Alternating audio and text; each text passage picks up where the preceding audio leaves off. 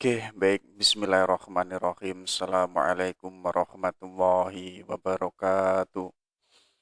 Alhamdulillahi rabbil alamin. Wabihi nasta'in wa ala umurid dunya waddin. Salatu wassalamu ala asrafil anbiya'i wal mursalin. Sayyidina wa maulana Muhammad. Wa ala ali Sayyidina Muhammad. Asyhadu an la ilaha illallah wa asyhadu anna Muhammadar Rasulullah. Raditu billahi robba wa bil islami dina. Bi Muhammadin nabiyya wa rasula. Rabbi zidna ilma wariyuhna fahma. Amin amin ya Allah ya rabbal alamin. Allahumma rizukna ya Rabbi fahma nabiyina wa khifdal mursalin wa ilhamal malaikatil muqarrabin. Oke, baik. Teman-temanku semuanya yang saya hormati, kita lanjutkan lagi belajar kita. Oke, karena belajar itu harus diistiqomahkan. Kalau kok kita hanya sebatas mengetahui kebenaran, ya kebenaran itu hanya berhenti di akal. Makanya apa? Kalau kita sudah mengetahui kebenaran, ayo kita action. Ayo kita lakukan kebenaran itu, kita praksiskan. Kalau kita sudah praksiskan, ayo kita istiqomahkan. Makanya katanya Al-Ghazali itu pengetahuan itu harus menyatu dengan diri kita. Kalau teman-teman itu cermat dengan gagasannya para sufi, termasuk Al-Ghazali, termasuk Suhrawardi, Ibnu Maktul, bahwa pengetahuan itu mengarahnya ke dalam. Ya, jadi pengetahuan yang masuk ke dalam yang itu bukan antara subjek dan objek, melainkan itu sua objek. Jadi aku ini ya pengetahuan itu sendiri, bukan pengetahuan itu berjarak dengan subjek atau berjarak dengan diriku. Makanya untuk agar pengetahuan itu menyatu dengan diri saya atau diri si subjek, jalannya itu action secara istiqomah. Jadi kita tidak hanya mengetahui jujur, tapi diri saya itu orang yang jujur. Saya tidak hanya mengetahui istiqomah loh, tapi saya itu orang yang istiqomah. Artinya apa? Itu sudah menjadi suatu objek. Jadi antara dirinya dan pengetahuan itu sudah itihad, sudah menyatu. Ya, jadi sebenarnya kan pengetahuan kita kan banyak. Kalau seandainya hidup kita kok sudah pas dengan apa yang sudah kita ketahui, harusnya kita menjadi orang yang luar biasa loh ya. Karena apa? Karena pengetahuan kita sudah luas dan banyak. Hanya saja apa? Nilai kemanusiaan kita enggak kok dari dulu hanya begini-begini saja. Loh itu kan menjadi pertanyaan yang besar. Apa jangan-jangan pengetahuan kita hanya kita aplikasikan 5% saja? Atau hanya 25% saja, yang lainnya itu hanya omongan atau literasi saja. Ya artinya tidak ngefek pada kualitas atau nilai kemanusiaan kita. Harusnya apa? Seandainya kok kita bisa mengaktualisasikan seluruh pengetahuan yang kita miliki, kita mungkin menjadi orang yang luar biasa. Tidak sebagaimana kita hari ini. Nah, itu ya. Jadi, ayo kita pelan-pelan. Biar pengetahuan itu tidak terpisah antara objek dan subjek, melainkan apa? Sua objek. Termasuk pun juga dalam diskusi hari ini, ya. Jadi teman-teman yang sudah menikah, itu pengetahuannya jauh lebih valid daripada yang itu belum menikah.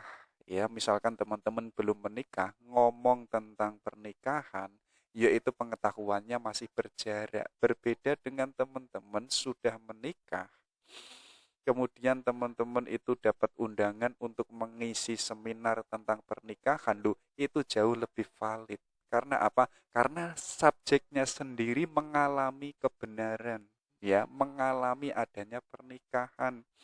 Makanya di dunia sufi itu pengetahuan itu kan ya memang sebagaimana tadi sudah menyatu dengan dirinya. Tapi ada loh orang yang itu paham betul tentang pemikiran-pemikiran para sufi, bahkan ngelotok hafal semua, tapi dirinya itu enggak seorang sufi. Makanya ada jarak antara pengetahuannya dengan dirinya. Nah, sufi yang valid atau ahli tasawuf yang valid itu ya seorang sufi itu sendiri karena dia mengalami langsung sekaligus tahu teorinya. Ya, kalau ini ditarik dalam diskusi pernikahan, yang lebih valid yang mengalami langsung adanya kebenaran, adanya keindahan itu sendiri. Oke, hari ini kita bicara tentang pernikahan. Jadi ini sebagai langkah kita untuk mempersiapkan. Ya, makanya Eric Fromm itu menegaskan apapun itu, termasuk di dalam bukunya beliau yang disebut The Art of Loving. Ya, kenapa kok banyak sekali orang berhubungan cinta, justru kok merusak, malah tidak membangun. Tapi harusnya apa? Orang yang berhubungan relasi cinta harusnya nilai kemanusiaannya itu tumbuh atau lebih dewasa. Loh, tapi yang dicermati Eric Fromm banyak loh orang yang itu berhubungan relasi cinta malah merusak, tidak membangun. Artinya apa? Ada problem. Ya, makanya Eric Fromm itu mengajak, ayo sebelum kita mencintai, ayo kita pelajari dulu cinta itu apa sih, ya.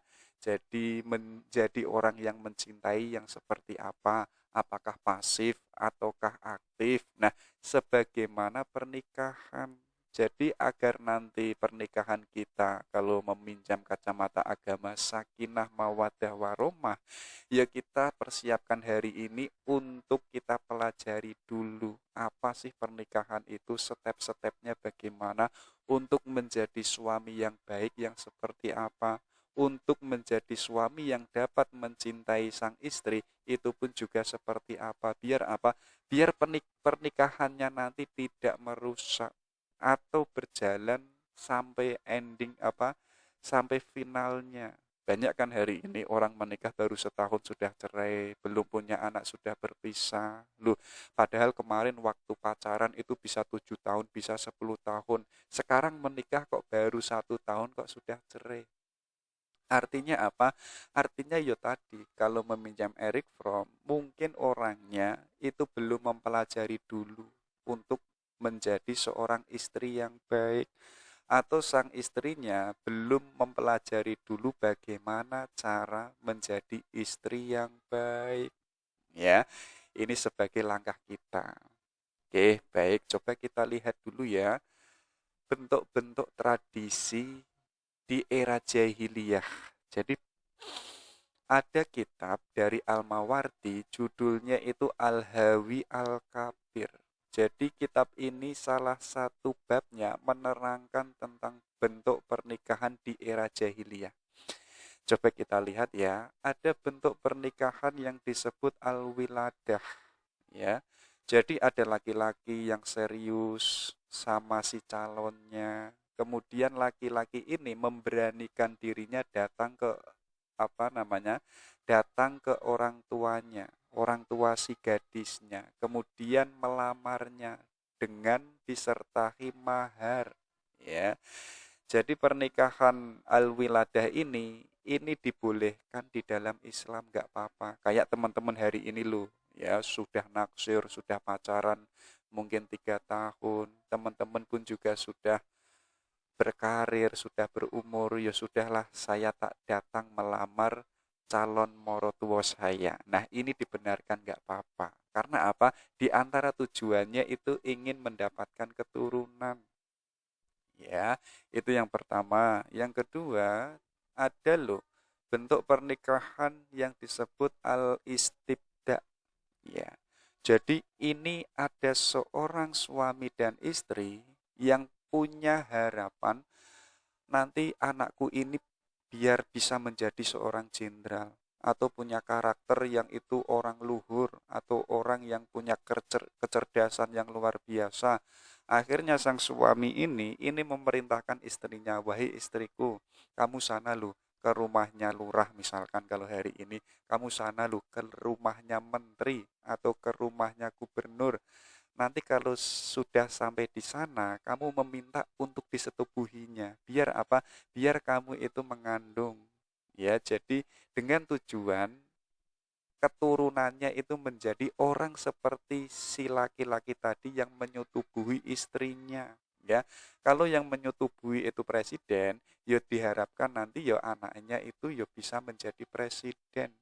Unik ya, jadi suaminya nggak cemburu, hanya demi ingin melanjutkan keturunan yang bagus, yang luhur. Nah, ini tidak dibenarkan oleh Islam.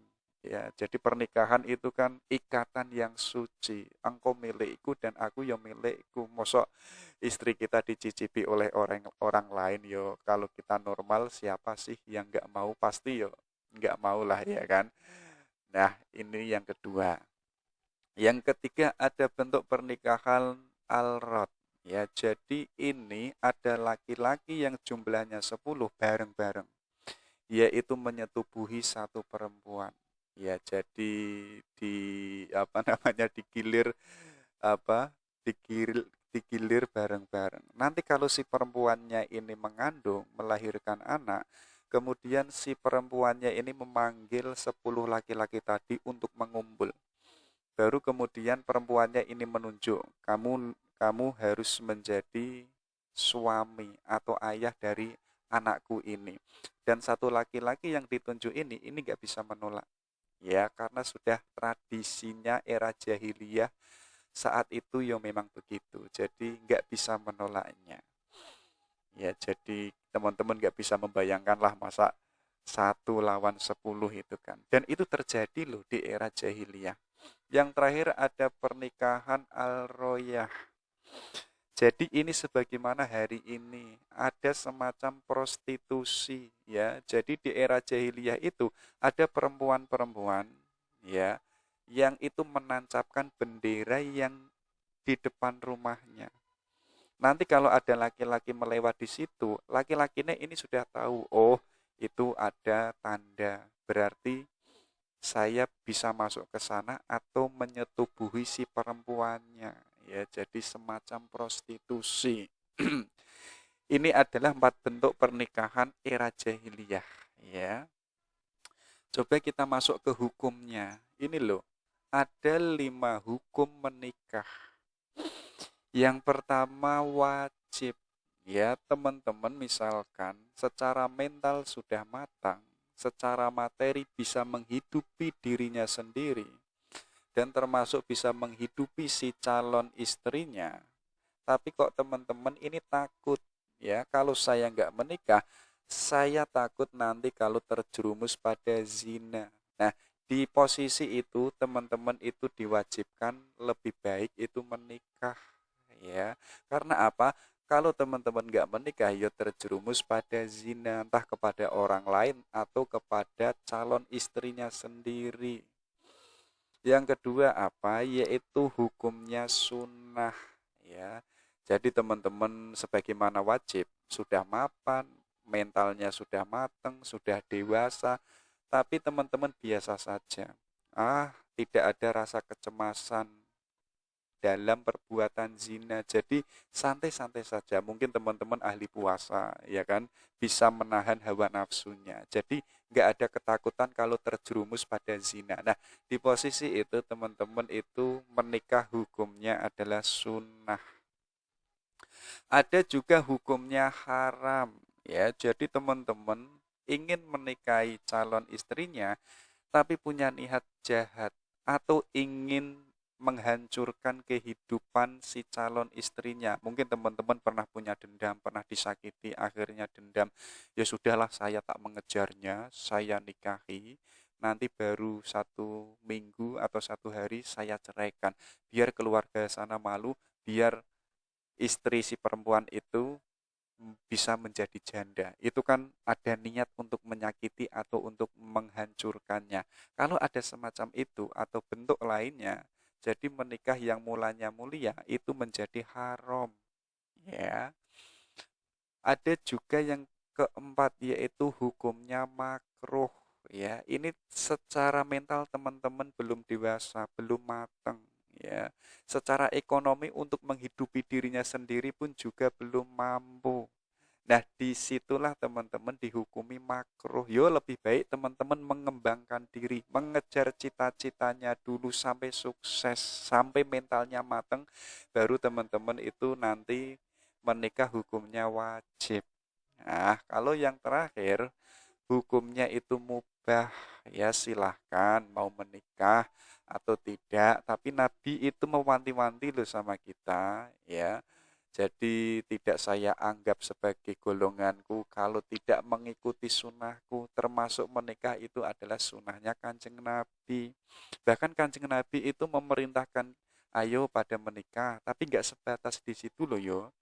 Bahkan Nabi itu memerintahkan kita jangan lupa lu buat anak atau keturunan yang banyak, karena nanti waktu hari kiamat, nanti para nabi itu berkumpul membanggakan umatnya masing-masing, dan Kanjeng Nabi itu pingin kalau umatnya itu paling banyak dan berkualitas. Nah, di antara satu jalannya yaitu adalah memperbanyak keturunan. Ya, jadi teman-teman hari ini yang sudah berumah tangga, jangan selesai hanya 2 anak atau 3 anak. Yo, kalau bisa ya 10 anak lah atau berapa. Ya, kayak Syekh Abdul Qadir Al-Jilani itu tuh. Beliau itu jomblo sampai kian puluhan tahun. Kabarnya itu menikah hampir di usia 50 tahun. Tapi saat menikah, ya 1 tahun kemudian, istrinya itu langsung 4. Ya, teman-teman kalah kan hari ini, walaupun hari ini sudah punya calon atau sudah punya istri, tapi kan istrinya hanya 1. Tapi si Abdul Qadir ini menikah 1 tahun ke depan, istrinya langsung 4.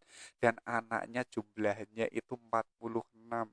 Ya, jadi yang 4 itu perempuan, yang lainnya itu laki-laki. Ya, jadi orang pinter ulama itu anaknya harus banyak. Jadi singa harus bisa melahirkan singa.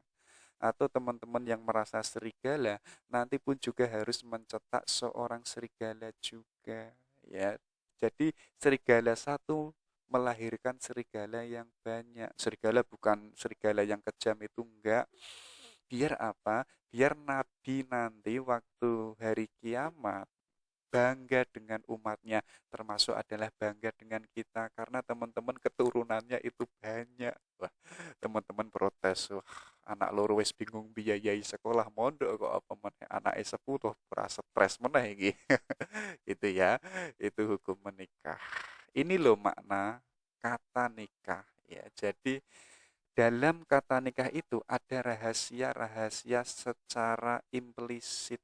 Ya, coba kita cek ya. Pertama itu huruf nun. Nun ini adalah singkatan dari nikmat. Ya, jadi jangan salah. Menikah itu isinya nikmat loh ya. Kemarin teman-teman sendirian, gak ada yang merhatiin.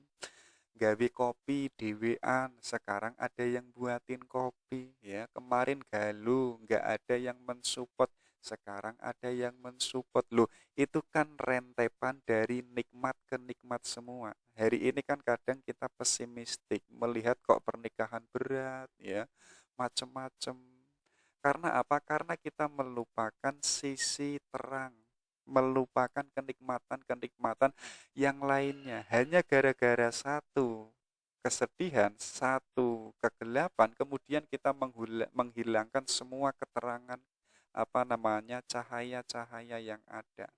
Padahal kata nikah itu huruf nun memiliki rahasia yang luar biasa, yaitu nikmat ya. Makanya teman-teman coba nanti dirasakan saat sendiri nikmatnya mungkin berapa persen, tapi saat nanti pernikahan otomatis kenikmatannya itu jauh lebih besar ya. Teman-teman bisa membayangkanlah secara logika ya. Jadi kebahagiaan satu orang itu nggak ada bandingannya, nggak bisa disamakan dengan kebahagiaan yang disamakan oleh 2 orang atau orang yang sudah menikah. Makanya ayo kita menikah biar mendapatkan nikmat-nikmat yang ada, termasuk adalah nikmat ibadah, nikmatnya bersenggama, nikmatnya kebersamaan, nikmatnya waktu bahagia, nikmatnya waktu kesedihan. Loh, itu kan nikmat semua. Ya, Yang kedua apa? Yaitu kaf. Ini adalah singkatan dari karomah. Artinya adalah kemuliaan. Jadi teman-teman yang mau menikah, insya Allah nanti mulia kalau jalannya benar. Kalau sebelumnya sudah kita pelajari dulu untuk menjadi seorang suami yang benar, yang baik. Insya Allah nanti kalau sudah menikah, jalan kita sudah benar, kita istiqomah di jalan itu, kita otomatis pun juga mulia. Ya, makanya hari ini kalau ada perempuan mungkin di usia 25 tahun sudah lulus S1, S2, kalau belum menikah di tengah sosial rasanya kan kurang terhormat ya. Makanya kalau ada perempuan kok sudah menikah itu kan secara apa namanya? Kalau bahasa sosialnya apa? Secara nilai di tengah sosial itu kan terhormat. Karena apa? Ya karena nikah itu menyimpan kata kof ya. Bagi mereka yang menikah itu akan mulia. Bahkan apa? Teman-teman kalau ibadah berdua itu kan pahalanya jauh lebih besar daripada yang kemarin ibadah sendiri. Artinya apa? Kemuliaannya itu jauh lebih besar daripada yang kemarin. Yang ketiga apa? Yaitu kata alif. Ya, ini adalah singkatan dari ulfah yang maknanya adalah kasih sayang. Ya, jadi ada ketulusan, ada kebersamaan, ada keikhlasan, dan itu kita temukan di dalam rumah tangga. Mungkin kemarin kita yang belum menikah hubungan sama perempuan sana sini macam-macam, nggak ada ketulusan, nggak ada yang namanya keikhlasan, semua pamrih, semua mengatakan ini jasaku, ini lo aku. Tidak mencintai kalau tidak ada sesuatu sebab yang lain. Ya, banyak kan hari ini, aku mencintaimu karena kamu itu cantik. Aku mencintaimu karena kamu itu anaknya orang kaya. Aku mencintaimu karena kamu itu S2. Masih ada sebab dan karenanya. Artinya apa? Belum kasih sayang. Nanti kita baru menemukan yang benar-benar ikhlas menerima kita yang apa adanya saat kita senang maupun saat kita sedih. Itu ya saat di dalam pernikahan kita saling menerimanya. Itulah yang disebut ulfah. Yang terakhir apa? Huruf H. Ini adalah singkatan dari hikmah ya. Jadi jangan salah, teman-teman nanti yang menikah itu banyak sekali loh hikmah-hikmah yang ada yang kita dapatkan di dalam pernikahan ya. Mungkin teman-teman kemarin waktu kuliah ya mungkin belajar tentang seminar pernikahan, membaca buku tentang pernikahan. Loh, itu kan hanya sebatas literasi sebagaimana diskusi hari ini. Itu hanya sebatas literasi.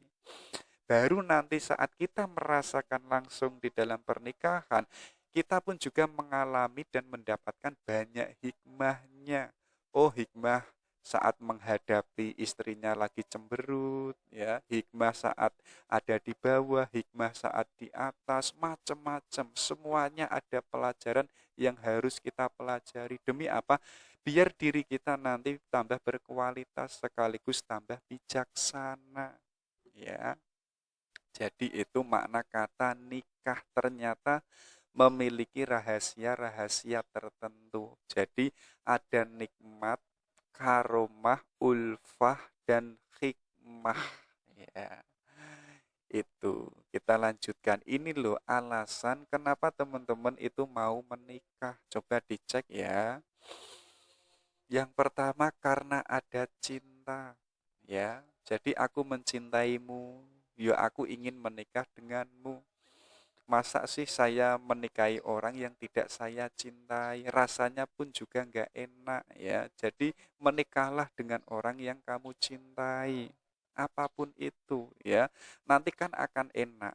Teman-teman kerja, menghidupi istrinya, karena istrinya adalah satu-satunya yang kita cintai, kita kan kerjanya semangat. Walaupun panas, walaupun hujan, tapi kita tetap happy karena apa? Demi orang yang kita cintai. Ya, makanya dalam dunia cinta itu berdua itu kan menjadikan dunia ini indah. Walaupun kena udan, walaupun kena petir, walaupun di tengah hutan, asalkan bersama kamu saja, saya itu sudah bahagia. Wah, teman-teman kan dalilnya kayak begitu.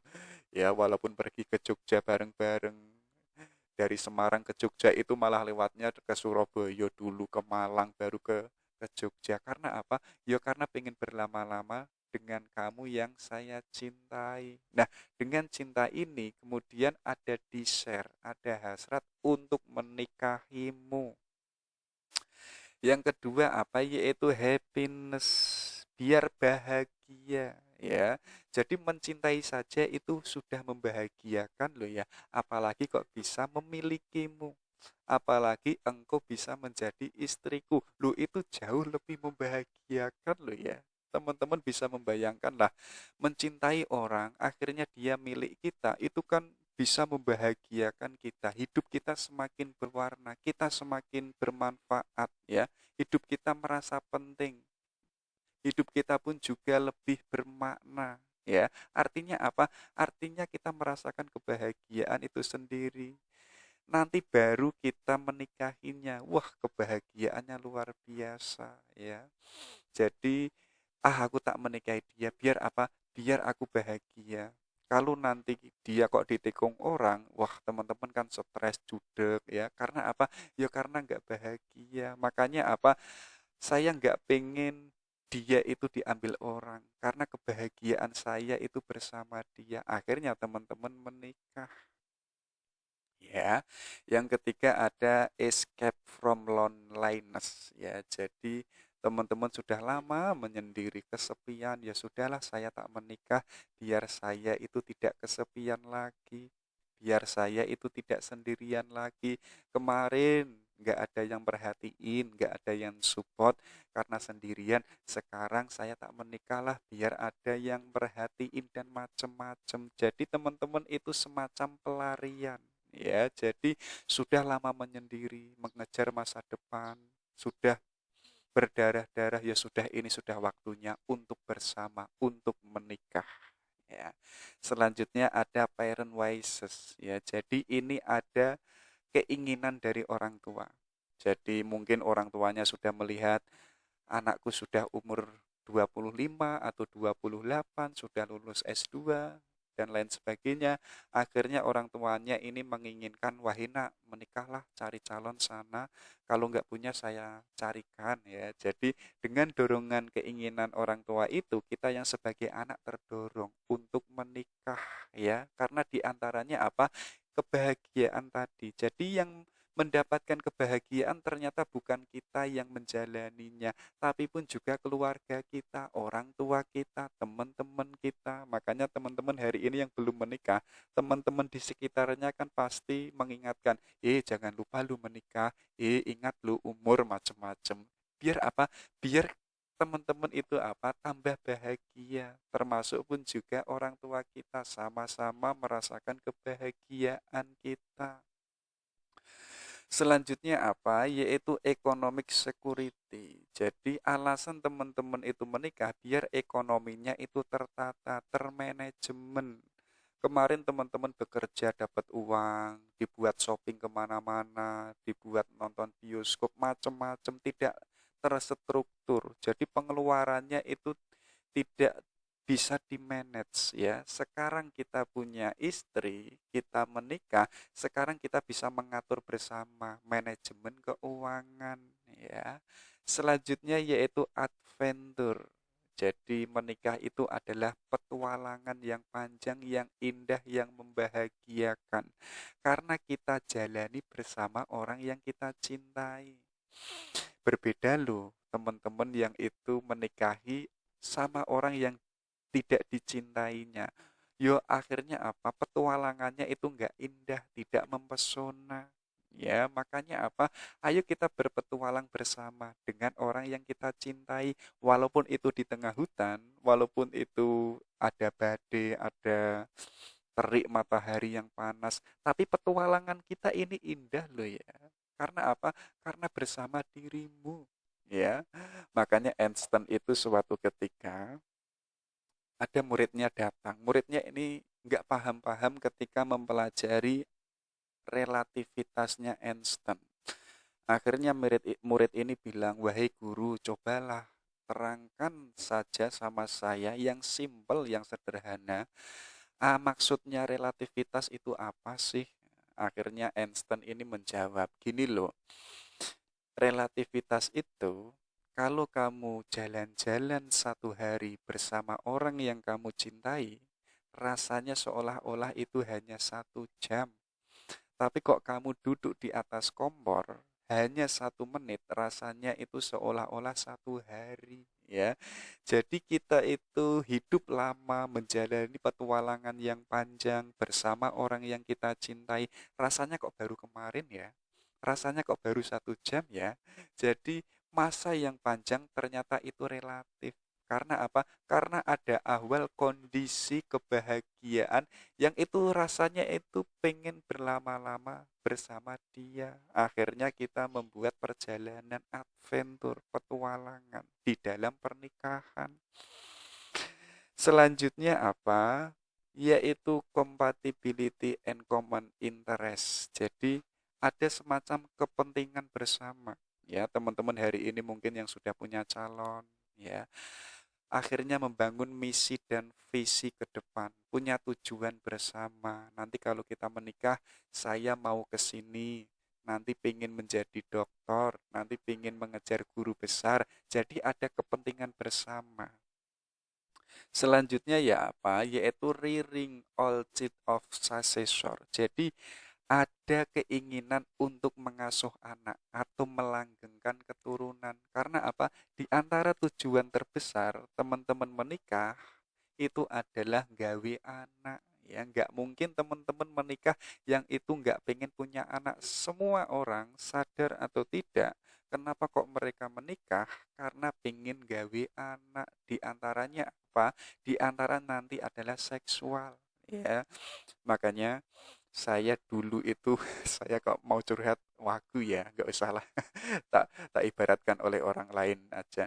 Jadi ada orang yang itu dijodohkan sama kiainya, ya. Jadi waktu dijodohkan ini, si laki-laki ini nggak tahu wajahnya seperti apa, cantik atau tidak, kalau senyum itu seperti apa. Akhirnya si laki-laki ini stres luar biasa. Akhirnya dia lari ke sahabatnya yang tahu betul siapa dirinya. Dan sahabatnya ini menyarankan, coba kamu intip di rumahnya, kamu cari tahu rumahnya di mana, dan kamu harus bisa melihat wajahnya seperti apa dan bagaimana. Akhirnya si laki-laki ini mencari-cari, akhirnya ketemu.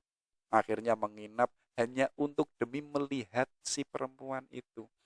Saat sudah melihat itu, dia kembali ke sahabatnya. Dan sahabatnya ini dia tanya, saat kamu melihat wajahnya, kamu nafsu nggak? Atau kamu merangsang nggak? Kalau kamu nggak nafsu, mendingan nggak usah dilanjutkan, nggak usah diterima perjodohannya itu. Karena apa? Karena rumah tangga kalau nggak ada nafsunya, yo itu nggak ada adventure, nggak ada keindahan, nggak ada petualangan yang mempesona. Karena di antara kegiatan pernikahan yang bisa manis, yang bisa bahagia, yaitu ya urusan seks, ya, urusan gawe anak. Ini loh ada hubungannya dengan physical and sexual attraction. Jadi teman-teman itu ketertarikan fisik. Oh, dia itu cantik. Oh, dia itu anggun, matanya berbinar. Dari situ teman-teman ada semacam gelora cinta, ingin memilikinya. Karena ketertarikan secara fisik nggak apa-apa.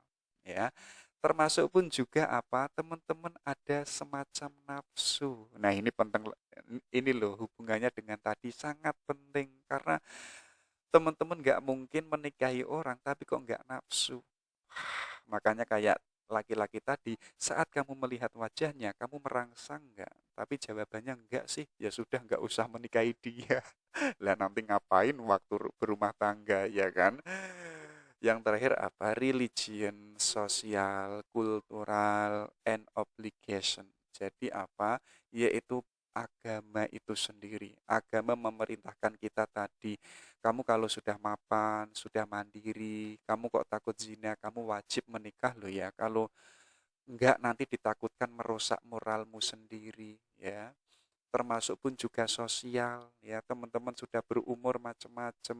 Akhirnya teman-teman sahabatnya di sekelilingnya itu mempertanyakan mana calonnya kok enggak dikenalkan sama saya. Orang tuanya pun juga sama mana sih kok nggak dibawa pulang, nanti tetangganya pun juga sama, loh kemarin katanya sudah punya kok nggak dibawa pulang-pulang. Akhirnya teman-teman secara sosial itu terdorong untuk menikah, termasuk pun juga budaya tradisi yang ada di masyarakatnya. Oh, di masyarakat sini kalau membawa pulang calonnya satu kali, dua kali, tiga kali, berarti harus dinikahkan.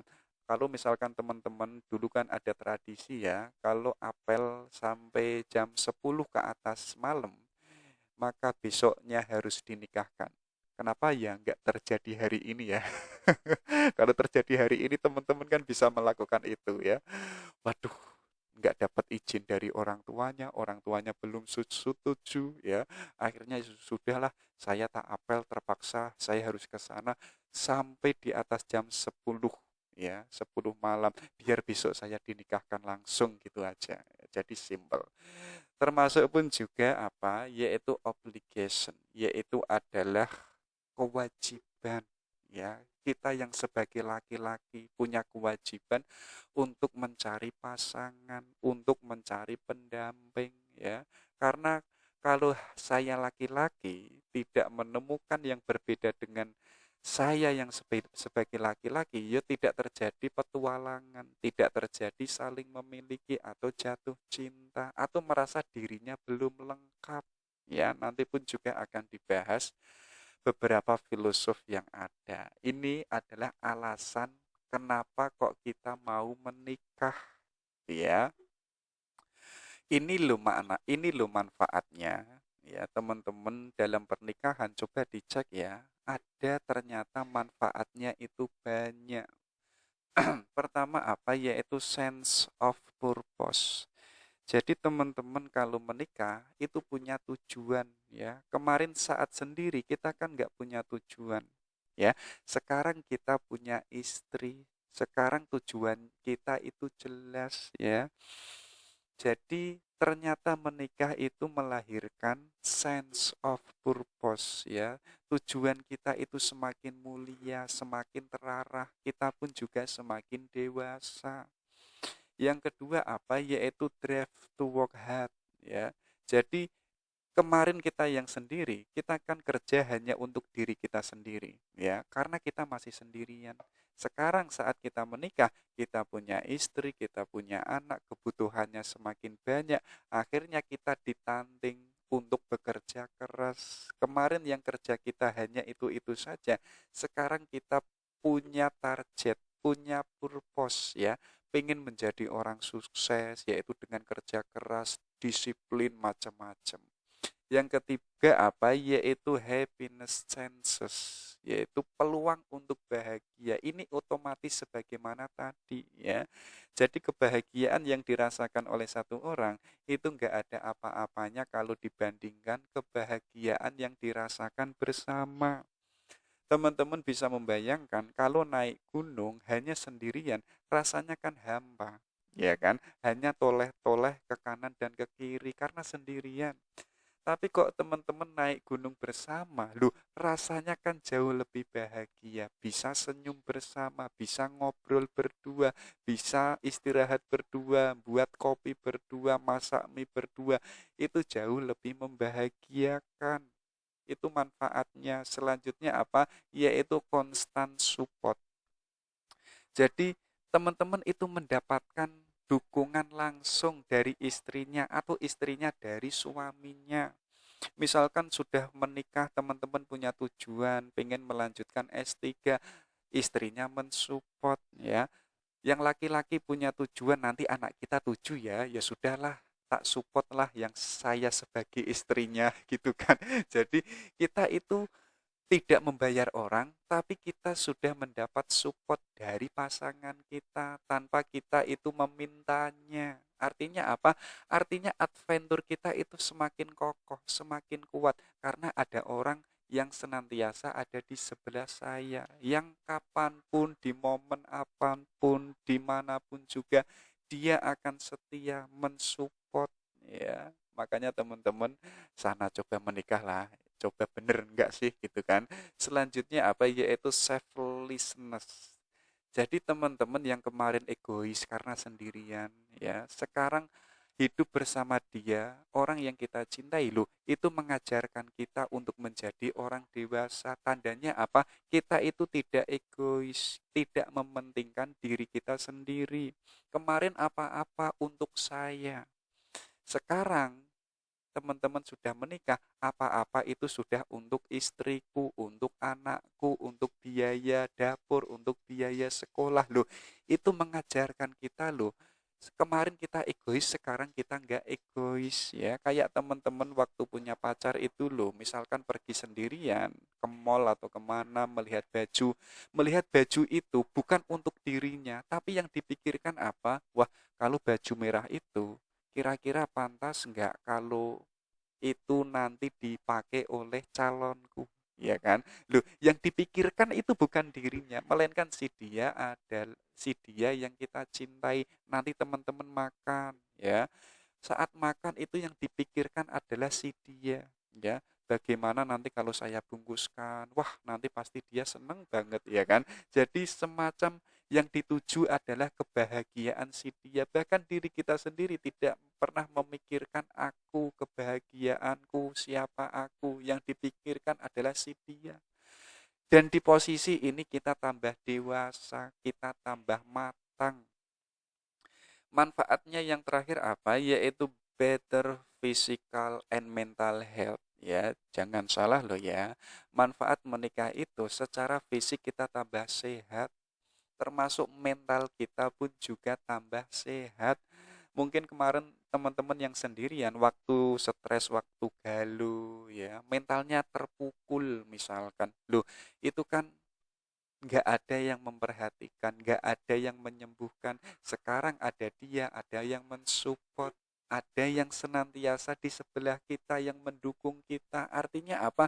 Secara mental, walaupun kita down, walaupun kita itu stres macam-macam, loh, tapi ada orang yang di sebelah kita, yang ingin senantiasa mensupport kita. Loh, itu secara tidak langsung menjadikan mental kita itu sehat, fisik kita pun juga sehat.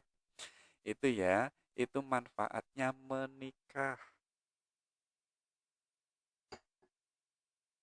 Oke, kalau ini secara psikologis. Jadi ada beberapa tujuan dalam pernikahan. Coba dicek ya. Yang pertama yaitu adalah dorongan cinta. Ya, teman-teman sudah mencintai seseorang, sudah lama berhubungan, sudah tahu sama satu lain kelemahan dan kelebihannya. Kemudian ada dorongan cinta. Kemudian teman-teman itu ingin menikahinya, ya. Yang kedua apa? Yaitu kepemilikan, rasa ingin memiliki. Ya, saya nggak mau yang lain, pengennya sama kamu. Si perempuan pun juga sama. Saya nggak pengen hidup bersama orang lain. Saya pengen hidup bersama kamu saja. Akhirnya dia menikah. Ya. Yang ketiga apa? Yaitu menyempurnakan satu sama lain. Saya yang sendiri itu merasa nggak sempurna. Sekarang ada kamu, seakan-akan hidup saya itu sempurna. Ya, kemarin saya nonton film itu, ada kalimat yang unik ya. Lama sekali saya tidak melihat dia. Baru saya melihat kamu di hari ini, seolah-olah saya seperti halnya telah hidup kembali. Iya, jadi hidupnya tambah sempurna, tambah indah. Kalau teman-teman nggak percaya, coba dicek. Makanya Socrates itu di dalam bukunya yang ditulis oleh Plato, judulnya Simposium. Kenapa kok orang itu jatuh cinta? Coba dipertanyakan, ngapain sih kamu jatuh cinta? Apa yang kamu kejar? Apa yang kamu inginkan? Dan katanya Socrates apa? Lu jangan salah, orang yang jatuh cinta sebenarnya ada sesuatu yang ingin diraih, yaitu adalah kebaikan. Kebaikan yang dimiliki orang yang kita cintai. Untuk siapa? Untuk diri kita. Karena apa? Karena kita yang sebagai manusia, kita itu enggak sempurna. Dan jalan satu-satunya menuju kesempurnaan itu adalah dengan kebaikan. Jadi cinta itu ada di share, meraih sesuatu yang kita anggap baik. Ya, kebaikan yang dimiliki oleh cewek saya, kebaikannya itu saya raih untuk diriku sendiri. Termasuk pun juga cewek saya meraih kebaikan yang saya miliki untuk si dia. Akhirnya kita sama-sama tambah sempurna dan tambah sempurna. Ya, itu yang ketiga. Yang keempat apa? Yaitu reproduksi sebagaimana tadi. Jadi tujuan menikah di antara faktor terbesarnya itu adalah ayo kita gawe anak ya. Makanya teman-teman kalau nembak ceweknya itu jangan pakai kalimat I love you, itu kalimat yang kuno ya. Kalimatnya harus yang modern yaitu apa? Ayo kita gawe keturunan ya. Itu adalah kalimat ingin mengajak, ayo kita menikah, tapi kalimatnya diselempetkan saja, ayo gaya keturunan yuk, gitu. Mau nggak? Itu ya, karena di antara tujuan terbesar pernikahan, yaitu yang gawe anak tadi, itu ya. Selanjutnya apa? Yaitu untuk meredam naluri dan nafsu kemarin teman-teman ya, belum ada fungsinya sekarang bisa difungsikan ya karena sudah ada tempatnya. Kemarin kan nggak ada tempatnya, sekarang ada tempatnya ya. Selanjutnya apa? Ini jelas yaitu menjalankan ibadah. Kemarin teman-teman yang nggak pernah tahajud sekarang punya kekasih, kekasihnya ini adalah ahli tahajud misalkan. Akhirnya teman-teman itu pun yang mulainya nggak pernah tahajud sekarang menjadi orang yang ahli tahajud. Gara-gara siapa? Gara-gara si dia. Ya, setiap jam 3 malam dibangunin, Mas bangun tahajud, siap gitu kan. Padahal kemarin nggak pernah tahajud ya kan. Jadi ada spirit untuk beribadah, untuk mendekatkan diri kepada Allah ya kan. Rasanya kan kalau dibayangkan kan enak. Saat kita sholat sendiri, rasanya kan nggak ada semangat. Tapi berbeda loh, saat kita itu sholat bersama. Contoh kecil yang laki-laki misalkan, saat sholat sendiri, mungkin rasanya begitu-begitu saja. Tapi kalau teman-teman itu apa namanya punya tugas untuk ngimami, loh itu kan serius, bacaannya pun fasih, ya kan? Jadi ternyata pun nilai ibadah itu lebih berkualitas kalau dijalankan berdua. Selanjutnya apa? Untuk mencapai status sosial yang tinggi di tengah masyarakat. Kemarin yang sendirian kelonrang-kelandung, mau kemana nggak jelas ya, kesana kemari sendirian. Sekarang sudah bersama, status kita naik, termasuk ini bagi si perempuan ya yang sudah berumur tapi nggak menikah-menikah, itu akan dipandang sebelah mata di tengah sosial. Lu sekarang sudah menikah, nilai statusnya itu naik karena ada orang yang mengayomi, ada orang yang melindungi. Yang terakhir adalah yaitu kebahagiaan yang langgeng ya. Betapa bahagianya hidup bersamamu. Sebagaimana tadi kan pernikahan itu adalah petualangan yang panjang bersama orang yang kita cintai. Dan orang kalau kita hidup bersama orang yang kita cintai, isinya kan bahagia semua. Walaupun pasangan kita itu judes, ngambekan, sedikit-sedikit itu galuan. Tapi kan kita tetap menikmati indahnya bersamamu karena engkau adalah orang yang kita cintai. Ya, makanya apa? Tujuan pernikahan itu mengharapkan biar kebahagiaannya itu langgeng. Oke, itu adalah dalam perspektif psikologi. Baru kita masuk ke tasawuf. Masuk ke salah satu kitabnya Al-Ghazali, yaitu Ihya Ulumuddin. Jadi di kitab ini ada satu bab khusus yang membahas tentang pernikahan. Dan di antaranya yang dibahas, Al-Ghazali ini mengatakan atau mewanti-wanti, ada 6 jenis perempuan loh ya, yang itu nggak boleh kita nikahi, ya katanya Al-Ghazali. Jadi perempuan 6 ini biasanya merugikan, membuat kita stres galau sendiri. Jadi yang pertama apa? Yaitu al-ananah. Jadi perempuan yang suka ngeluh, ya, dikasih sekian ngeluh, ya, diberikan ini ngeluh, dikit-dikit ngeluh, ya, itu kan menjadikan kita stres. Artinya apa? Si perempuan ini sulit untuk bersyukur, ya, diberi rizki yang sedikit nggak bisa bersyukur, diberikan rizki yang banyak pun juga nggak bisa bersyukur. Karena apa? Karena sudah menjadi karakter yang suka mengeluh. Nah, kalau teman-teman menemukan perempuan yang semacam ini, yo dipikirkan ulang ya. Kalau teman-teman bisa merubahnya, yo dilanjutkan. Kok nggak bisa merubahnya, ya sudah, ada perempuan yang banyak kok. Ya, teman-teman kan bisa mengatakan demikian. Yang kedua apa? Yaitu almananah.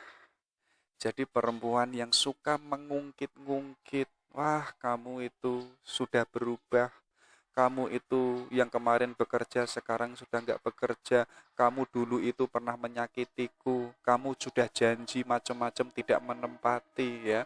Jadi senantiasa mengungkit-ungkit masa lalu maupun hari ini ya. Jadi kalau teman-teman menemui perempuan yang semacam ini, yuk dipikirkan ulang ya, sebagaimana perempuan tadi yang suka mengeluh. Ada juga yaitu alhananah. Ini adalah perempuan yang masih mengingat bekas suaminya dulu atau mantannya ya. Walaupun si perempuan ini sudah menjadi istrinya teman-teman, tapi di hati dan pikirannya itu adalah si dia mantan-mantannya. Bahkan katanya Al-Ghazali, perempuan semacam ini tidak akan menghargai suaminya. Walaupun si suaminya ini sudah berusaha memuaskan segala kemauannya. Percuma.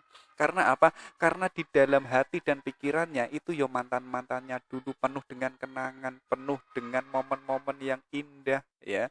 Jadi teman-teman kalau menemukan juga perempuan yang semacam ini, kasihan teman-teman. Karena apa? Karena teman-teman yang cowok hidup bersama dia, tapi hatinya si ceweknya itu bukan apa? Bukan teman-teman itu. Itu kan pengkhianatan yang luar biasa. Jadi gambarannya begini, saya hidup sama perempuan, tapi si perempuan itu seolah-olah tidak hidup bersama saya. Karena apa? Karena pikirannya bergejolak, hatinya masih jatuh cinta, masih rindu pada laki-laki yang lain. Ya, kalau kita sebagai laki-laki waras, apakah ya kita bisa menerima hal yang semacam itu? Kita hidup bersama dia, tapi kok dia itu seolah-olah tidak bersama saya. Karena apa? Karena yang dipikirkan adalah orang-orang yang kemarin. Ya, makanya teman-teman kalau menjalin hubungan, ayo kita netralkan dulu ya. Kita hapus semua, kita kosongkan hati kita dulu, baru kita saling mengisinya. Biar tidak ada dusta di antara kita, termasuk adalah al-hananah itu sendiri. Selanjutnya apa? Yaitu al-hadakoh. Ini perempuan yang boros, sidik-sidik shopping, duit sidik lari ke mall ya. Nanti punya rezeki sedikit lari ke McD, tidak tahu manajemen keuangan sebagaimana yang sudah disebutkan tadi ya. Kalau teman-teman kok istrinya demikian, ya teman-teman harus sabar ya.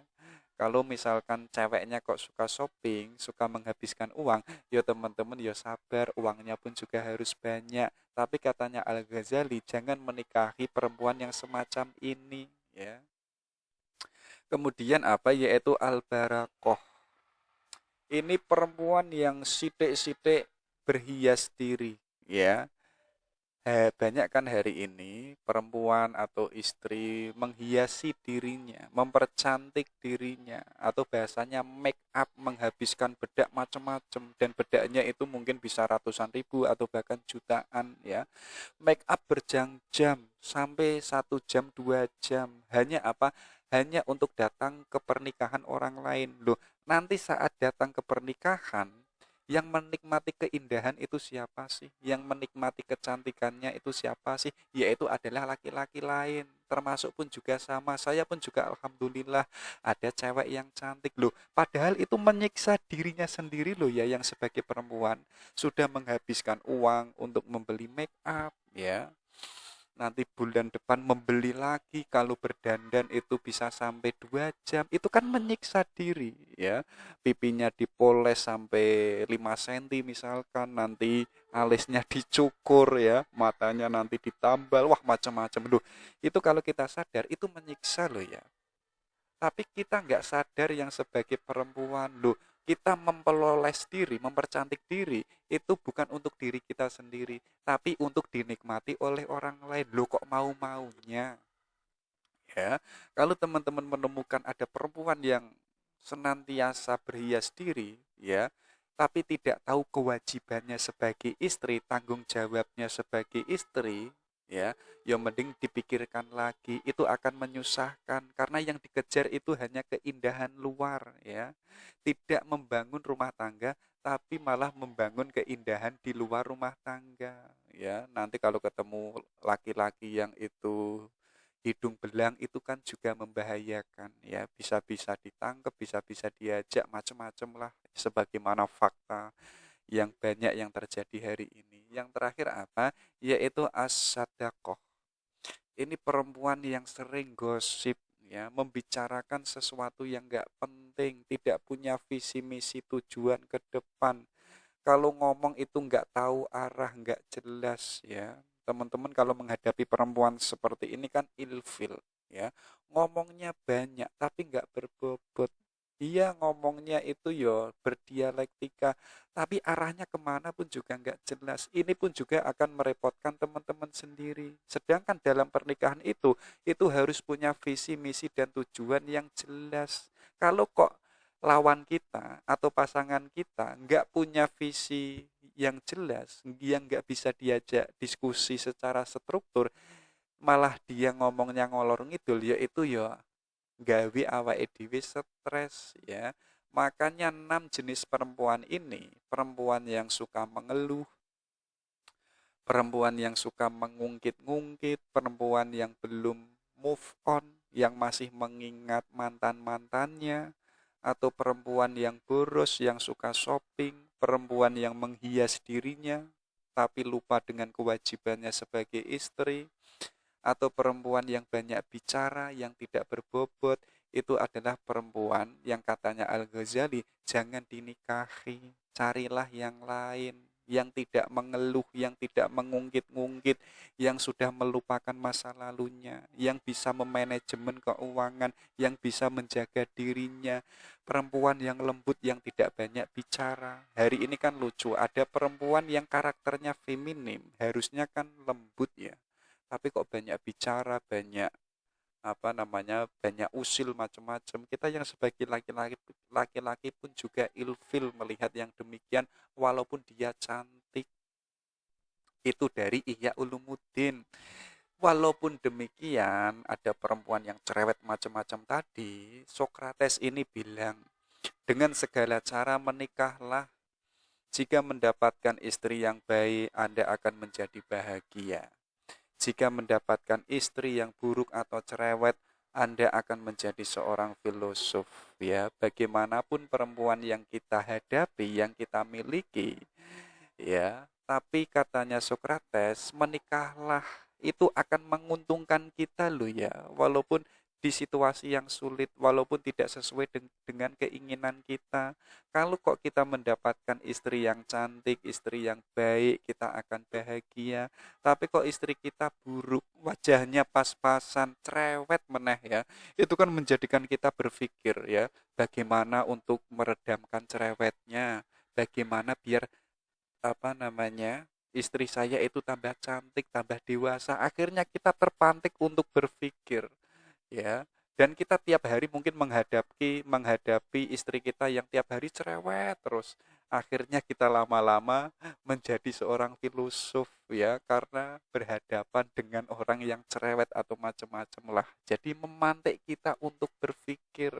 Makanya teman-teman hari ini jalan di antaranya untuk menjadi seorang filosof, yaitu adalah carilah perempuan yang cerewet, yang buruk, misalkan yang buruk rupa, biar teman-teman stres judek, ya kan. Dari situ kan teman-teman refleksi, mulai berpikir, ya, mulai mempertanyakan kehidupannya, who am I, macam-macam, ya. Lama-lama pun juga menjadi seorang filosof, ya. Itu katanya mbahnya filosof.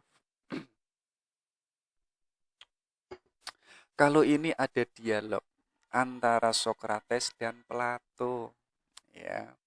Jadi suatu ketika Plato ini bertanya kepada gurunya, "Wahai guru, terangkanlah apa sih makna dari pernikahan?" Ya, kemudian Sokrates ini mengatakan, "Pergilah melewati taman, petiklah bunga yang paling cantik. Tapi ingat satu hal, setelah kamu lewati, kamu tidak boleh kembali. Dan kesempatanmu hanya sekali itu saja. Akhirnya Plato ini melakukan apa yang diminta oleh gurunya, dan dia kembali membawa bunga yang cukup cantik. Kemudian dia menghadap gurunya, lalu Sokrates ini bilang, apakah ini bunga yang paling cantik? Katanya Plato, apa? Iya guru, aku melihat bunga ini, lalu memetiknya. Dan menurutku ini adalah bunga yang paling cantik. Tapi dalam perjalanan di taman itu, aku melihat ada banyak bunga yang sangat cantik. Namun aku tetap yakin bahwa bunga yang aku petik adalah yang paling cantik. Dan aku pun membawanya kemari. Itu jelasnya Plato. Dan katanya Sokrates apa? Seperti itulah pernikahan. Jadi kita itu mencari jodoh, seolah-olah kita itu sedang berjalan ke suatu taman yang penuh dengan bunga yang macam-macam. Ada yang biasa, ada yang cantik. Tapi kita nggak boleh melihat ke belakang atau kita nggak boleh kembali ke belakang. Kita harus tetap lurus. Itu katanya Sokrates ya. Jadi apa? Nanti saat kita berjalan lurus ke depan, kita akan melihat, oh ini cantik. Oh ini biasa saja, ini harum, ini anggun, ini yang punya karakter, ini yang berkualitas. Tapi saat kita menemukan mampu melihat yang berbagai macam bunga itu, tapi kita harus tetap memetik satu. Kalau kok kita nggak memetik satu, ya nanti kita akan terjebak, kita keluar dari taman, kita tidak mendapatkan apa-apa, ya. Sampai teman-teman nanti baru mengatakan ini adalah bunga yang menurutku itu paling cantik. Loh, padahal teman-teman itu sadar loh ya, di taman sana tadi banyak yang jauh lebih cantik loh ya bunganya. Tapi teman-teman, yo cantik ya ini, menurutku ini ya. Tapi di momen yang sama teman-teman itu menyadari ya, ada kecantikan bunga yang jauh lebih cantik yang ada di taman di taman sana. Tapi kok teman-teman kok masih memilah dan memilih, nanti sampai pada ujung taman itu, yo teman-teman tidak membawa apa-apa. Itu sebagaimana kita mencari jodoh. Kita terus berjalan dan kita nggak bisa ke belakang, nggak bisa memutar waktu kita lagi, ya.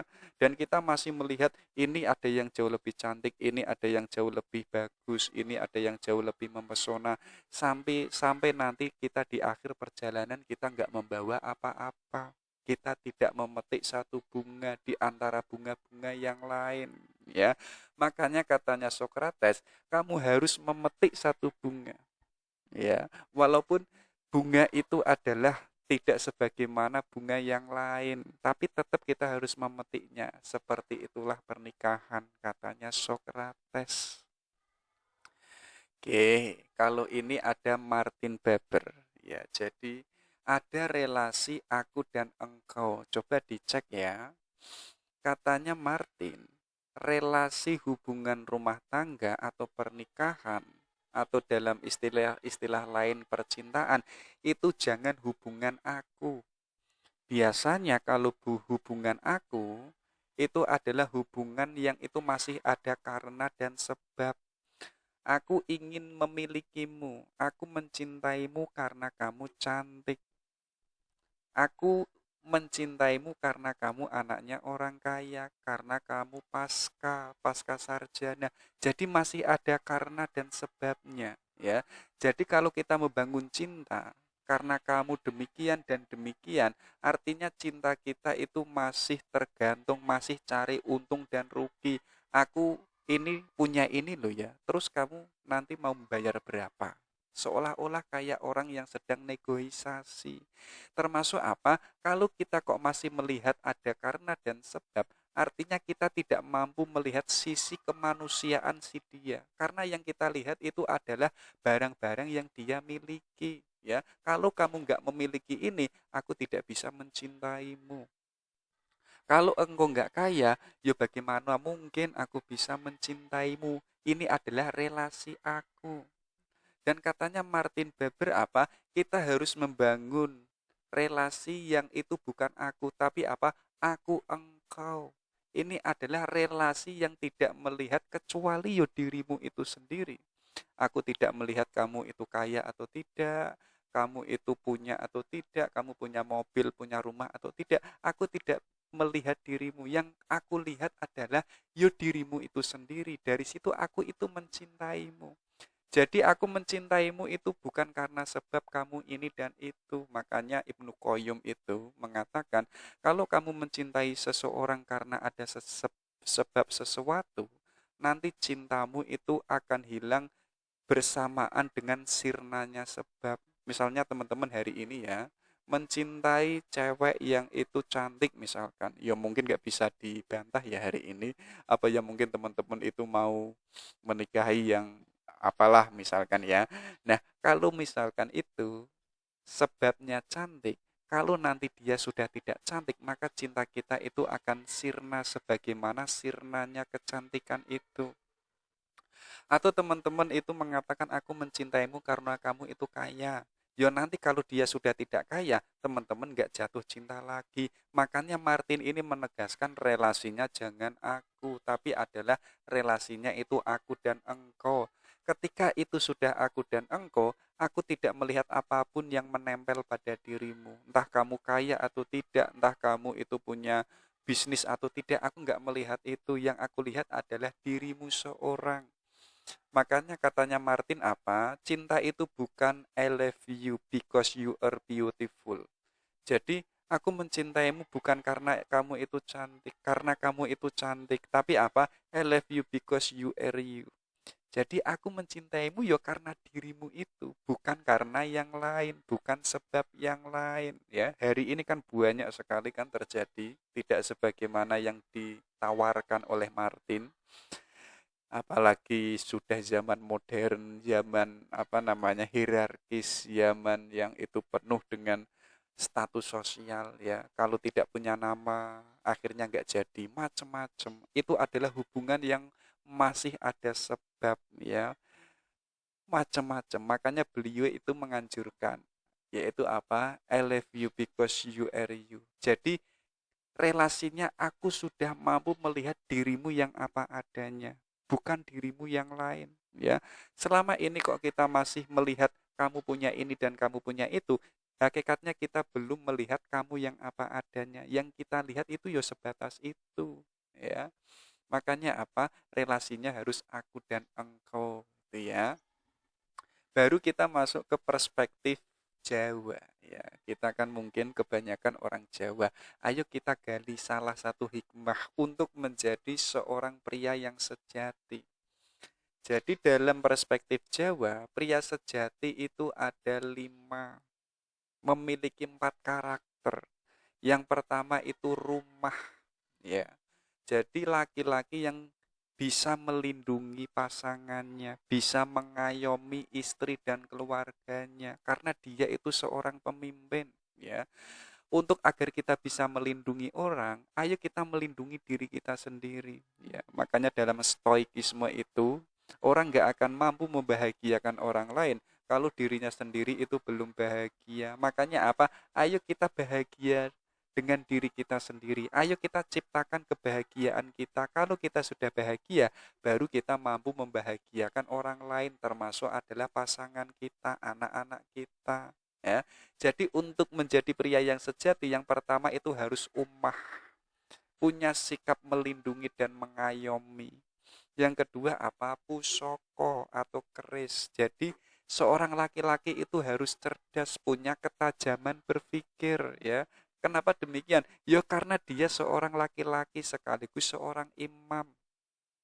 Ini kan menjadi pertimbangan bagi perempuan ya. Perempuan kok apa namanya dilamar sama laki-laki yang gak cerdas, yang bodoh ya. Itu kan malah dipertanyakan, nanti kalau menjadi imam bagaimana ya, nanti kalau memimpin rumah tangga bagaimana ya. Kita kan yang sebagai perempuan kan ragu, berbeda dengan laki-laki yang cerdas, yang kompatibel, yang terintegritas, yang punya ketajaman berpikir, bisa memutuskan yang itu sesuai dengan porsinya.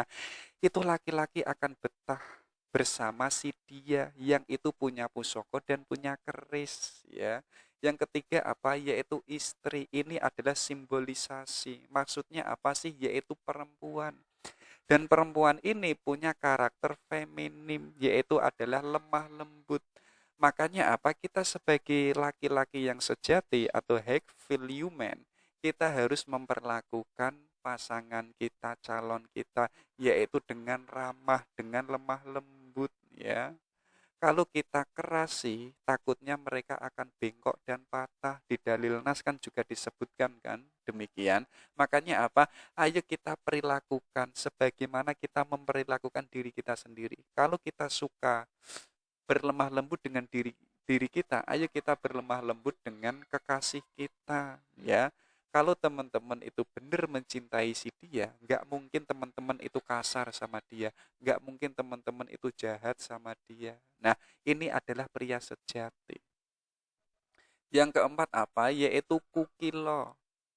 Jadi seorang pria yang itu bahagia atas dirinya, senang atas dirinya, dan sekaligus mampu membahagiakan orang lain. Karena sebagaimana tadi, dirinya sudah bahagia kok. Dan kebahagiaan itu akan dirasakan oleh orang lain walaupun kita itu tidak punya usaha untuk membahagiakan mereka. Loh, kalau kita sudah bahagia, otomatis di sekeliling kita itu pun juga bahagia, termasuk adalah istri kita. Contoh kecilnya begini, teman-teman hari ini sudah bercahaya misalkan. Loh, cahayanya teman-teman itu secara tidak langsung akan menyinari sekelilingnya. Ya, kalau nggak percaya, teman-teman itu sowan ke yai, ya, yang kemarin stres judek mungkin lagi patah hati, dunianya sudah gelap, kemudian sowan ke rumahnya ulama, ya, bahkan ulamanya ini nggak ngomong nggak apa, loh, tapi teman-teman itu di sebelahnya rasanya kan seolah-olah ada air kesejukan, seolah-olah hati kita itu sedang dimasuki dengan apa namanya es batu misalkan, ya. Jadi hati kita yang kemarin itu stres macam-macam sekarang kok terasa lega, terasa segar. Loh, itu mendapatkan cahaya yang dimiliki oleh ulama itu walaupun ulama itu tidak dawuh, tidak mengatakan apa-apa. Nah, kita yang menjadi pria yang sejati, ayo kita tambah cahaya kita biar sekeliling kita pun merasakan cahaya dari kita. Yang terakhir apa? Yaitu turonggo. Nah, seorang pria yang sejati itu harus mampu mengarahkan pada jalan kebenaran dan keselamatan, ya. Ini sebagai pertimbangan bagi seorang perempuan, ya. Carilah seorang calon yang bisa membimbing dalam hal kebaikan, yang bisa membimbing untuk mengarah pada jalan keselamatan, ya. Kalau kita sudah punya umah, pusoko, istri, kukilo, turonggo, kita sudah menjadi pria yang sejati. Ayo kita sama-sama merayakan pernikahan yang agung, ya. Kalau teman-teman belum menjadi pria yang sejati, ayo mulai hari ini kita latih, ya, pelan-pelan agar kita bisa mengayomi pelan-pelan. Ayo kita belajar pelan-pelan, ayo kita menjadi manusia yang bahagia dan macam-macam. Kalau sudah demikian, betul-betul menjadi high value man, ayo kita baru merayakan pernikahan yang agung, yang sakral, yang suci, ya. Baru kita masuk ke seorang filosof yang kita kenal, Arthur Schopenhauer. Beliau ini masuk tataran filsafat pesimistik, ya. Jadi melihat realitas alam semesta itu, apa iya sih demikian? Enggak lah. Contoh simpelnya demikian. Katanya Arthur apa? Coba ya, kenapa kok ada banyak orang itu pengen menikah, ya. Katanya Arthur Schopenhauer, manusia dalam hidupnya itu punya the will to live, punya kehendak untuk hidup. Kehendak kita kan macam-macam, keinginan kita pun juga macam-macam, ya. Teman-teman pengen S1, nanti lulus S1 pengen kuliah lagi S2, nanti lulus S2 pengen kerja, nanti sudah kerja pengen lagi menikah, macam-macam. Jadi keinginan yang tiada tanpa batas saat kita hidup, ya. Tidak ada satu manusia yang hidup yang itu nggak punya will, semua punya will, keinginan. Bahkan anak yang masih di dalam perut itu sudah punya kehendak loh, ya. Contohnya apa? Banyak ibu-ibu yang ngidam, pingin rujak, pingin buah-buahan ini macam-macam. Artinya janin yang ada di dalam kandungan itu sudah punya kehendak, sudah punya keinginan, dan semua manusia pun juga sama, keinginannya banyak, tapi dirinya itu terbatas, umurnya itu hanya sampai 70 atau 80. Sedangkan keinginannya itu tanpa batas, umurnya manusia itu terbatas. Akhirnya apa? Manusia itu ingin melanggengkan kehidupannya karena dirinya itu tahu saya itu enggak hidup selamanya, ya. Karena dirinya keinginannya tadi panjang dan banyak sedangkan hidupnya itu terbatas, maka ada yang namanya the will to reproduction, yaitu keinginan untuk melanjutkan keturunan. Ya, makanya apa? Dalam pernikahan itu faktor terpenting yaitu sebenarnya reproduksi, katanya Schopenhauer. Jadi hari ini kenapa kok ada orang mengatakan cintaku seluas samudra, setinggi langit, ya, seisi bumi dan seisi lautan itu adalah bentuk cintaku padamu, katanya Schopenhauer. Itu pret, itu omong kosong. Sebenarnya itu yo pengen gawe anak itu saja. Ya, teman-teman itu membuat surat yang sangat indah, puisi-puisi yang sangat mempesona, ya. Kamu adalah milikku, kamu adalah purnama yang setiap hari menyinariku. Itu katanya Schopenhauer, itu omong kosong. Sebenarnya yang dituju itu ya reproduksi, keinginan berkreasi, ya. Keinginan yaitu ingin melanjutkan kehidupannya dengan gawe anak, ya, dan itu bisa kita dapatkan yaitu dalam pernikahan. Makanya agama itu kan membuat apa namanya sakralitas, yaitu dengan ijab kabul. Biar apa? Biar kita yang sebagai manusia itu beda dengan hewan, ya. Kalau hewan itu kan nggak ada yang namanya pernikahan, yang pernikahan itu ya manusia, ya. Walaupun sebenarnya katanya Schopenhauer, Allah sebenarnya itu yo pingin gawe anak itu, ya. Jadi teman-teman dicek ya. Sebenarnya itu menikah tujuannya itu kawin, ya. Seksualitas dan gawe keturunan. Makanya kayak tadi, kalau teman-teman itu nembak cewek, kalimat I love you itu sudah kuno. Makanya bilang saja, ayo kita reproduksi gitu ya. Itu Schopenhauer. Oke, kalau ini dari Khalil Gibran, ya, dari bukunya yang itu disebut The Prophet, Sang Nabi. Katanya Gibran apa? Berpasangan kalian telah diciptakan dan selamanya kalian akan berpasangan. Bercinta kasihlah, namun jangan membelenggu cinta. Saling isilah gelasmu, minumanmu, tapi jangan minum dari satu gelas.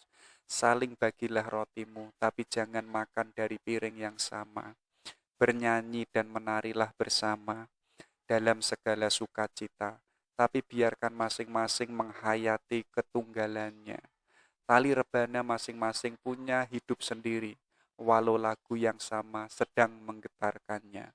Berikan hatimu, namun jangan saling menguasakannya, sebab hanya tangan kehidupan yang akan mampu mencangkupnya.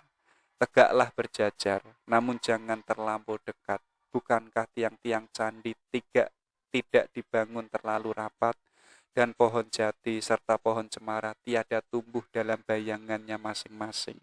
Jadi saat kita jatuh cinta, saat kita punya pasangan, ingatlah ya, silahkan bercinta kasihlah katanya Gibran, tapi jangan membelenggu cinta. Jadi kita nggak boleh mendiskriminasi, ya.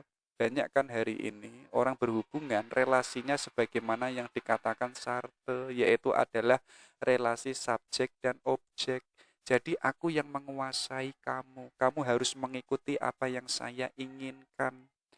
Karena saya sebagai subjek, kamu itu objek, harus mematuhi perintahku. Katanya Gibran apa? Jangan membelenggu cinta, ya. Saling isilah gelas minumanmu, tapi jangan minum dari satu yang gelas. Maksudnya apa? Kamu hiduplah bersama, tapi kamu tetap menjadi dirimu sendiri, ya. Sebagaimana tiang-tiang candi yang itu tidak dibangun terlalu rapat. Loh, candi-candi itu kenapa kok tegap, kenapa kok kokoh? Karena memiliki bangunan-bangunan yang itu tidak rapat, ya, punya cagak yang sebelah sini, yang sebelah situ. Itu malah menjadikan candi itu kuat sebagaimana pohon cemara. Loh, itu bisa berdiri kokoh. Mereka punya bayangan sendiri. Karena apa? Karena mereka itu tidak bertumbuh saling menyatu itu enggak, melainkan itu terpisah. Makanya apa? Ayo kita bersama tapi jangan membelenggu, kita jangan mendiskriminasi. Iya, engkau milikku, tapi kamu tetap harus menjadi dirimu sendiri, ya. Jadi tidak menghilangkan aku yang sebagai subjektivitas, aku yang sebagai manusia. Kamu tetap harus versi terbaik dirimu sendiri, ya. Itu katanya Khalil Gibran. Kalau ini Jalaluddin Rumi. Oke, katanya beliau apa? Saya bacakan saja ya. Kebahagiaan adalah saat kita duduk bersama. Dua sosok, dua wajah yang menyatu, engkau dan aku. Bunga-bunga akan bermekaran dan burung-burung bernyanyi ketika kita memasuki taman engkau dan aku. Bintang-bintang kan muncul di langit untuk menjadi saksi dan terang dengan cahaya purnama engkau dan aku. Tiada lagi pemisahan engkau dan aku. Nuansa kebahagiaan dalam penyatuan semata. Kegembiraan, kegairahan, tiada kesusahan engkau dan aku. Burung-burung surga yang bersayap cemerlang kan menungkik turun untuk minum air yang manis, air mata kebahagiaan kita, engkau dan aku. Betapa sebuah keajaiban kita duduk di sini, walau di tepi dunia yang berseberangan, kita tetap akan duduk bersama engkau dan aku. Kita adalah satu sosok di dunia ini dan menjadi sosok yang lain di kemudian hari. Bagi kita ada surga yang abadi, keceriaan yang tanpa akhir, engkau dan aku, ya. Jadi puisinya Rumi mungkin bisa teman-teman dijadikan puisi untuk kekasihnya. Judulnya adalah Engkau dan Aku. Aku adalah sosok yang berbeda dengan dirimu, tapi kita itu bersama, ya. Macam-macam. Coba ya, dicoba nanti hasilnya seperti apa. Oke, ini ada quote ya tentang pernikahan. Jadi, a great marriage isn't something that just happen. It's something that must be great. Ya, jadi pernikahan yang indah atau tidak itu tidak terjadi begitu saja. Tapi apa? Tapi harus kita ciptakan. Ya, teman-teman nanti mau seperti apa pernikahannya? Yo itu tergantung teman-teman, bukan tergantung orang lain. Ya, married it's not about age, is about finding the right person. Jadi pernikahan itu bukan tentang usia, tapi tentang menemukan orang yang tepat. Mungkin karena hari ini kita terdesak oleh kultural, oleh sosial, oleh orang-orang di sekeliling kita. Akhirnya kita mau nggak mau harus menikah. Akhirnya kita menikah sama orang yang tidak tepat. Loh, itu malah merugikan diri kita sendiri. Harusnya apa? Ayo kita pelan-pelan. Ayo kita sisihkan dulu sosial kita, relasi kita yang itu mengganggu atau mengusik kepribadian kita. Tapi kita tetap aktif mencari orang yang tepat, yang pas sesuai dengan porsi kita, ya. Karena apa? Karena pernikahan itu bukan tentang usia, tapi tentang menemukan orang yang paling tepat. Ada juga, a happy marriage is a long conversation which always seem too short. Jadi, pernikahan yang bahagia itu adalah percakapan yang panjang, tapi kok rasanya sedikit atau singkat, ya. Teman-teman kayak tadi loh, relativitasnya Einstein. Bersama dia yang kita cintai walaupun itu di tengah hutan satu hari, rasanya kok serasa 1 jam. Karena apa? Karena ya bersama dia. Dalam pernikahan pun juga sama. Kalau teman-teman menikahi orang yang dicintainya, walaupun itu memakan 50 tahun, rasanya itu baru 1 minggu atau 1 bulan. Karena apa? Karena bersama dia. Yang terakhir, a perfect love is when couple fall in love for many time and always with the same person. Jadi cinta yang sempurna itu adalah saat sepasang kekasih jatuh cinta berkali-kali pada orang yang sama. Oke, nggak apa-apa kita bertengkar, kita berpisah atau kita berjauhan, ya. Tapi nanti kita jatuh cinta lagi di orang yang sama. nanti kita bertengkar lagi, kita punya kebencian, kita lari lagi, nanti kita jatuh cinta lagi di orang yang sama. Itulah pernikahan.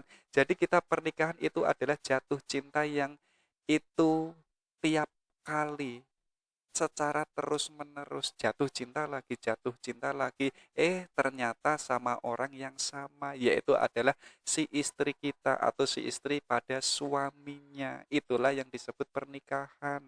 Oke, kita tutup. Ada satu yang terakhir. I'd rather argue with you than kiss someone else. Jadi aku lebih suka debat dengan dirimu daripada mencium seseorang. Ya, jadi ini dalil yang luar biasa ya.